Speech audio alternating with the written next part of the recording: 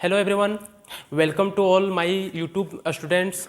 मैं पिछले 2-4 दिन पहले मैं बताया था कि यूट्यूब पे द गाइड इंग्लिश क्लासेस में मैं 6 to 10th क्लास का मैं क्लास लेने वाला हूं, जो एनसीईआरटी बुक और ग्रामर दोनों साथ में लेकर के चलेंगे। जिसमें आज जो मैं बताने वाला हूं फिगर ऑफ स्पीच, ये हर क्लास के लिए 6 to हायर क्लासेस तक का, जो कम्पिटिटिव एग्जाम का भी तैयारी करते हैं उनके लिए भी है। ये 1 मार्क्स का जो मैं आज फिगर ऑफ स्पीच पढ़ाने वाले हैं।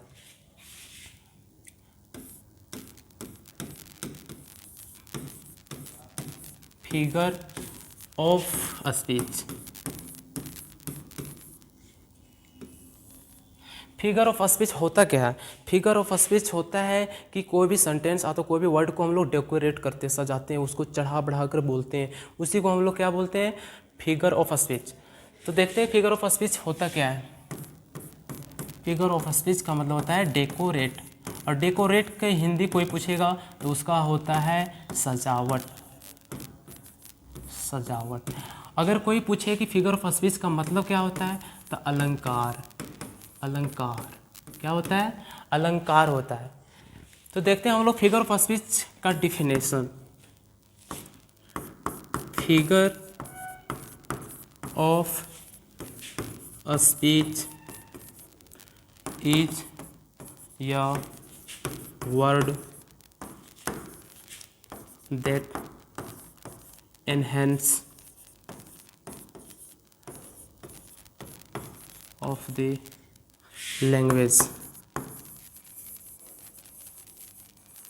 language and make it more effective and creative। तो हम लोग देखें कि फिगर ऑफ स्पीच का डिफिनेशन क्या होता है। तो figure of speech is a word that enhance of the language, यानी लैंग्वेज को बेहतर बनाना, and make it more effective, और आकर्षक बनाना, एंड क्रिएट करना, इसका ये डिफिनेशन है ना। चलो लिखो।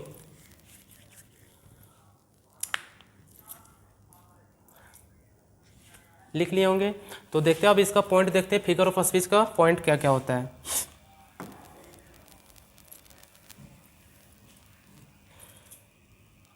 फिगर ऑफ स्पीच का पहला पॉइंट हम लोग पढ़ते हैं सिमिली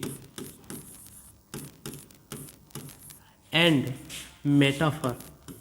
दूसरा मेटाफर।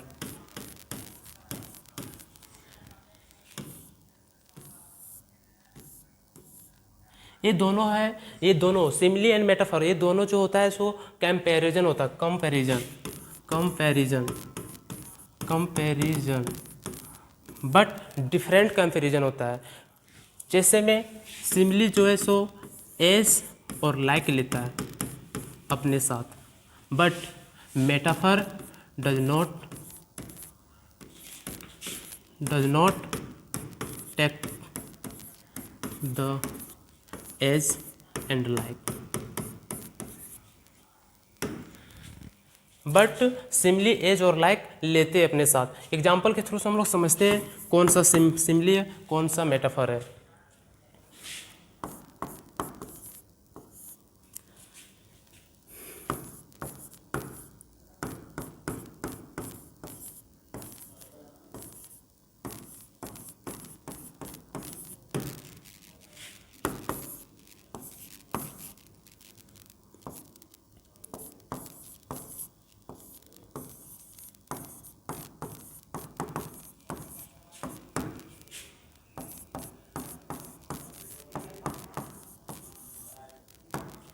चलिए हम लोग 2 एग्जाम्पल देखें, जो ही रेन लाइक या हॉर्स, और दूसरा है द मशीन इज क्राइंग। तो इन दोनों में से हम लोग को इंडिकेट करना यानी समझना कि कौन सा सिमिली है और कौन सा मेटाफर है। तो इनमें जहाँ पे हम बोले थे कि सेंटेंस में लाइक आ जाए, ये क्या होगा? सिमिली होगा।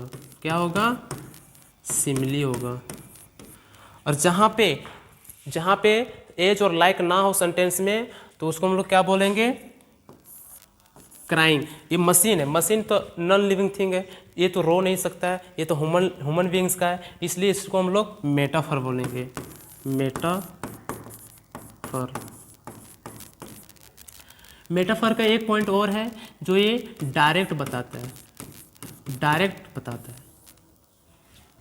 जैसे मशीन क्राइंग, मशीन तो रो नहीं सकता है, इसलिए हम लोग इसको क्या बोलेंगे, मेटाफर। चलिए नोट डाउन कीजिए।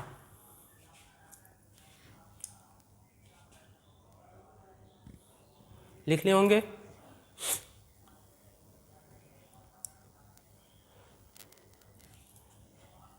तीसरा एग्जाम्पल,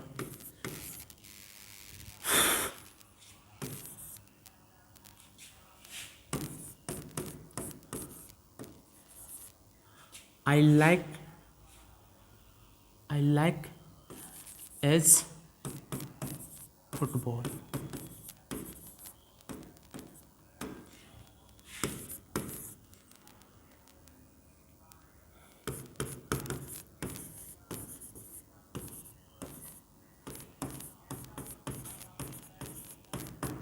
इन दोनों में से सिमिली कौन सा है और मेटाफर कौन सा है, कमेंट्स में बताएं। तो बोले थे कि जहाँ पे लाइक या एज, तो ये लाइक यहाँ पे वर्ब है, लेकिन यहाँ पे हम लोग को ये देखना है एज। एज यानी कि फुटबॉल के जैसा मैं हूँ, कैसा हूँ, फुटबॉल के जैसा, इसलिए क्या हो गया, सिमिली। एंड ये ही वाज ए एलिफेंट, वह क्या है, हाथी है। ये अपने आप को क्या डिनोट कर रहा है, हाथी, इंडिकेट क्या कर रहा है, हाथी, इसलिए क्या हो जाएगा, metaphor.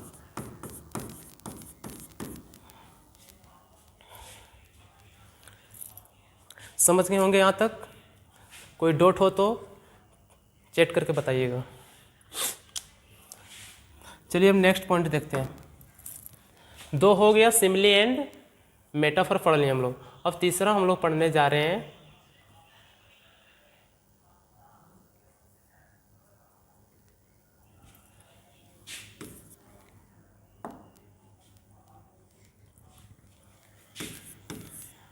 Personification.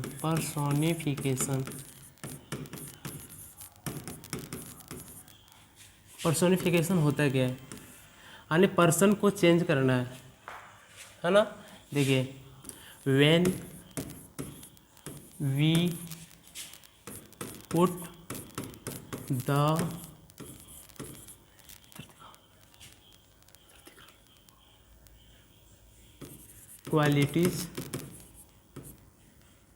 qualities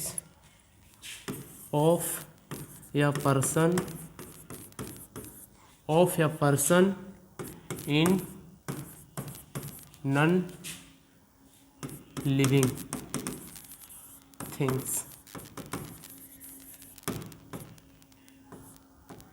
non living thing. Personification क्या होता है, when we put the qualities, यानी कोई भी वस्तु में हम लोग क्या करते हैं, किसी पर्सन का गुण को हम लोग क्या करते हैं, नॉन लिविंग थिंग्स में इंडिकेट करते हैं, यानी कि उसमें डालते हैं, जान डालते हैं। जैसे बेंच में हम लोग, बेंच को हम लोग इंडिकेट कर देंगे कि बेंच नाच रही है, तो बेंच तो नाच नहीं सकती क्योंकि उसमें जान नहीं है, इसलिए उसको हम लोग पर्सोनिफाई करते हैं। क्या करते हैं, एग्जाम्पल के थ्रू से देखते हैं। जैसे में the stars were playing in the sky. The star, ये तो निर्जीव है, लेकिन खेलने के काम कौन कर रहा है, स्टार कर रहा है, लेकिन स्टार तो निर्जीव, ये तो खेल नहीं सकता है, खेलता कौन है, ह्यूमन बीइंग्स, इसलिए इसमें हम लोग जान डालने का काम कर रहे हैं, इसलिए क्या हो गया, पर्सोनिफिकेशन।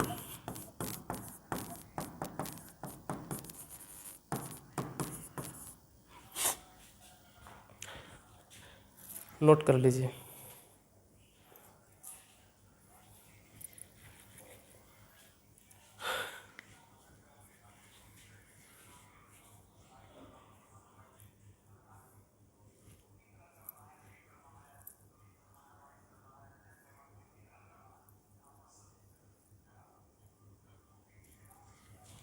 लिख लिए होंगे।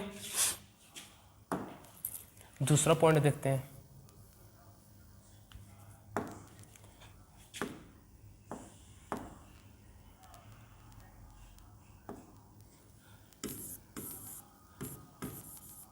द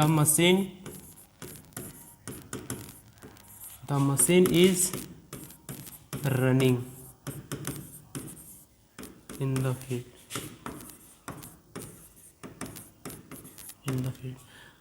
देखो यहाँ पे क्या काम कर रहा है, रनिंग, मशीन दौड़ने का काम कर रहा है। तो मशीन तो दौड़ नहीं सकता है, इसलिए इसको हम लोग पर्सोनिफाई किए हैं। क्या किए हैं, पर्सोनिफाई, इसलिए इसको हम लोग क्या बोलेंगे, पर्सोनिफिकेशन।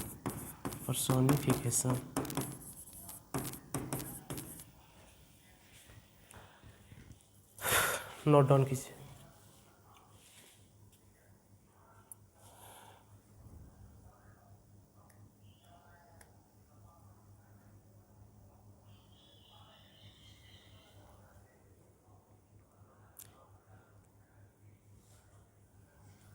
लिख लिए होंगे। चलिए अब हम लोग तीसरा पॉइंट पढ़ते हैं, चौथा पॉइंट पढ़ते हैं, तीसरा पढ़ लें।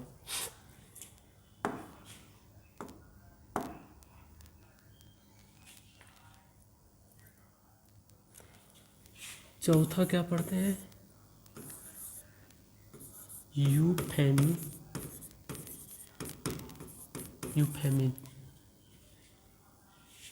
यूफेमिज्म क्या होता है, ये होता है कि जो हम लोग बोलते हैं तो किसी को ख़राब लग जाता है कोई वर्ड से, और किसी को अगर वही उसी वर्ड को हम दूसरे तरीके से चेंज करके बोलते हैं तो अच्छा लगता है। तो एक होता है कि गुड, एक होता है प्लीजेंट मैनर, एक होता है अनप्लीजेंट मैनर। तो इसी को हम लोग देखेंगे इसमें कि यूफेमिज्म में क्या होता है। यूफेमिज्म में होता है द स्पीकिंग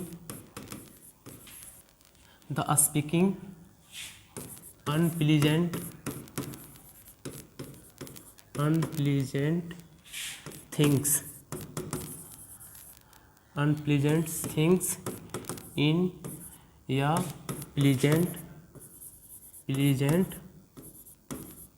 manners।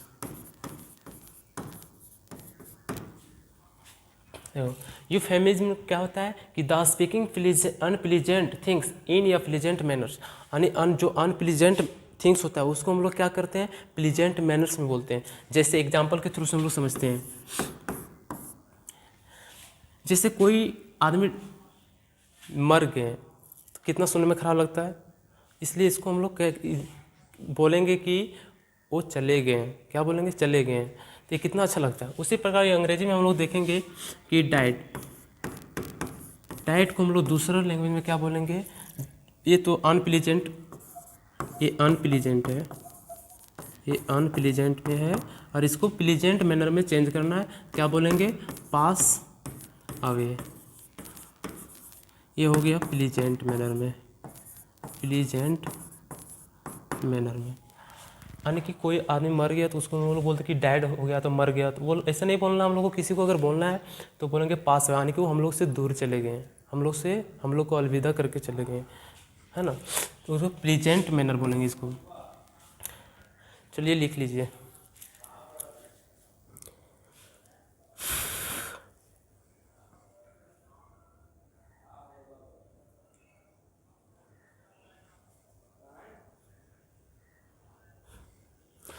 चलिए दूसरा पॉइंट देखते हैं हम लोग।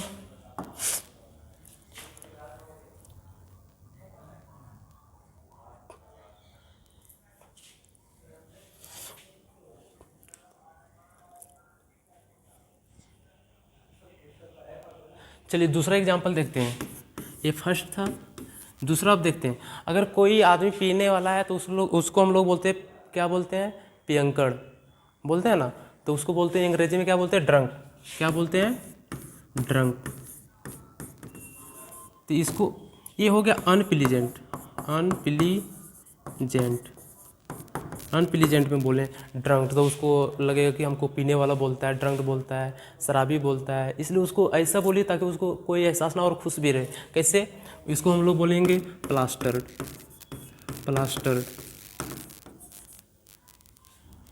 अगर इसी को हम लोग सेंटेंस भी बनाते हैं तो सर एक सेंटेंस भी बना दीजिए। वह क्या है, वह पियंकड़ है। क्या है, वह पियंकड़ है। तो ही इज प्लास्टर्ड। क्या है, वह पियंकड़ है ना। इस तरीके से हम लोग बोल सकते हैं। चलिए नोट कीजिए।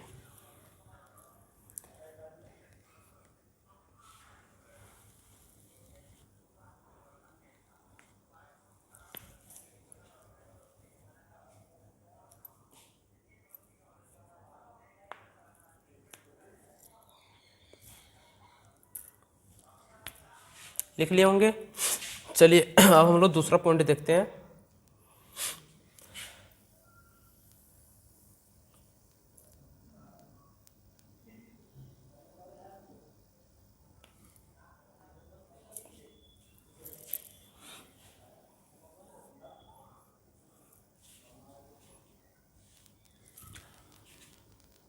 कितना पॉइंट हो गया था हम लोग का?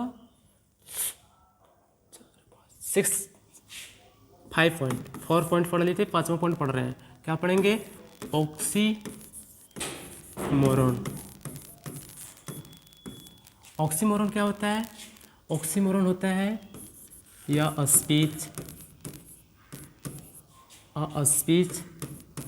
in which two words contradicts each other यानी ऑक्सीमोरन हम लोग किसको बोलेंगे? जो भाषा में, अरे भाषा में जो स्पीच है इन विच, जिसमें 2 वर्ड्स कंट्राडिक्ट्स ईच अदर, यानी आपस में क्या होगा? अलग होगा, लेकिन हम लोग बोलते हैं एक ही सेंटेंस में क्या बोलते हैं कि वो एक ही है। जैसे हमें बोलेंगे कि ओरिजिनल कॉपी, क्या बोलेंगे? Original copy. तो हम लोग बोल रहे कि ये ओरिजिनल कॉपी है। एग्जाम्पल के थ्रू से देखते हैं। ओरिजिनल कॉपी, लेकिन यहाँ पे क्या दिखाया जा रहा है कि ये ओरिजिनल भी है, और ये कॉपी भी है। ओरिजिनल का मतलब होता है कि फिक्स, यानी कि ये फिक्स है, और ये डुप्लीकेट है, डुप्लीकेट। ओरिजिनल का मतलब होता है फिक्स भी होता है, और ये होता है कि डायरेक्ट, यानी कि ये ओरिजिनल भी है और कॉपी भी है। कॉपी का मतलब होता है कि डुप्लीकेट, और ये रियल होता है। फिक्स मतलब रियल, क्या होता है? रियल में, है ना। तो ओरिजिनल कॉपी को ये अपने आप में क्या कर रहा है? डिफरेंस कर रहा है, कंट्राडिक्ट कर रहा है, यानी कि विरोध कर रहा है अपने आप में। ये ओरिजिनल भी है और कॉपी भी है, यानी कि डुप्लीकेट है। और ये क्या है? ओरिजिनल मतलब रियल। तो दोनों एक साथ है, इसी को हम लोग क्या बोलेंगे? ऑक्सीमोरन। जहाँ पे दिख जाए ओरिजिनल कॉपी, इसको क्या बोलेंगे? ऑक्सीमोरन। नोट कीजिए।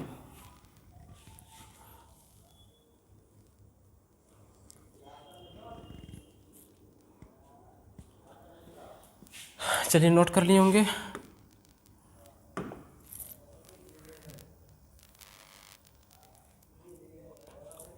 दूसरा एग्जाम्पल,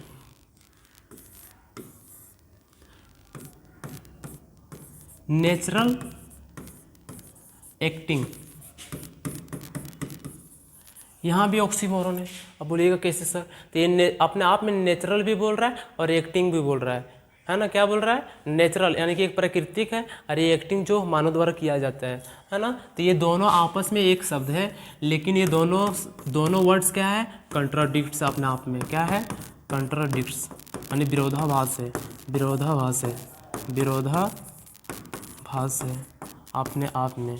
इसलिए इसको हम लोग क्या बोलेंगे? ऑक्सीमोरन।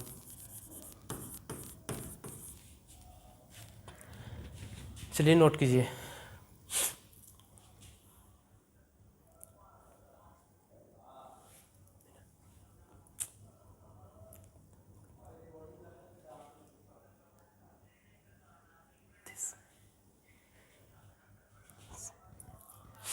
नोट कर लिए होंगे।